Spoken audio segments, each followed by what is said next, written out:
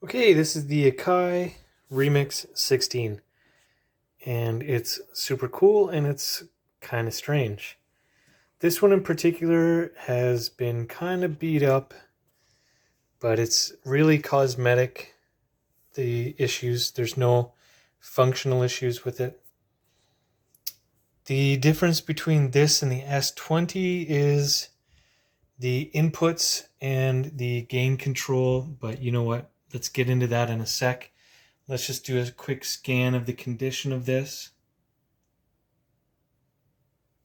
So it's missing a slider cap. I have some coming. If you purchase it after I get the cap, obviously I'll put the cap on and you can have the cap. That said, if you purchase it before I get the caps, then there's really not much I can do about it. This feels a little sticky, but it functions. And what it does is it's a tuner. It's allows you to select a sample and tune it. This over here kind of does something similar. I don't even know how to describe it. I'll make a video about that. That'll be separate before I sell this. You can select using the wheel here. You can use that as it's a rotary wheel. And it will help you with editing the sound waves, which are all numeric. There's no waveform, obviously, because look at the display. So you have a level meter, you have the matrix, just like the S20, have the same transport controls, and 16 buttons, again, just like the S20. It's got a disk drive in the front, and it works. Unfortunately, I don't have any discs for this to include. This thing is built like an absolute tank. It's all metal. Top's metal, side's metal, bottom is metal. I can't believe this thing. It's insane. Let's look at the back here, and this is where the major differences are going to be between the S20 and this. It offers the same resample function as the S20, so you're still getting that 16, 8, and 4 hertz, and it gets nice and lo-fi at the 4 hertz and even 8 hertz level.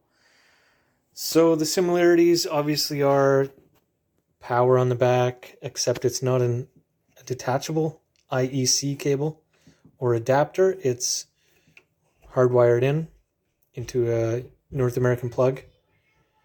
This, I believe, is a SCSI option, if I'm not mistaken. So you can get a SCSI card to put in here and then can hook up a SCSI adapter to this. Why you'd want to do that, I'm not too sure. The fascinating thing about, let me just talk about the similarities. So there's foot switch on here. I don't believe there is on the S20. I could be mistaken. MIDI in, out. And then what's interesting here is we have output, which is similar, all RCA outputs and inputs, but we have phono input. So we can do direct turntable into this, which is super cool. It's got a ground and of course a headphone outlet or output. So let's look at the condition of the sides like I always like to do. Some ventilation here. And the bottom, let's take a look at the bottom here. So it's been well used. I would keep it, except I have an S20, and for what I want out of these machines, an S20 will do that for me. So that's why I'm letting this one go. Even though the collector in me wants to hold on to this one and not sell it, because it is a kind of a unique item. It's pretty neat. And again, it's just built like an absolute tank. It's all such solid metal. I can't believe this unit. It's very, very curious piece. Anyway, there it is. If you're looking for that, it's almost a bit crushing effect, but it's not a bit crushing effect. It's almost like what the crunch you get from an S950, but of course it's not an S950.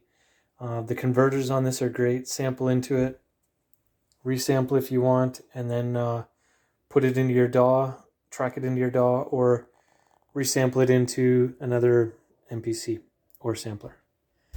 So there it is. Thank you very much for watching.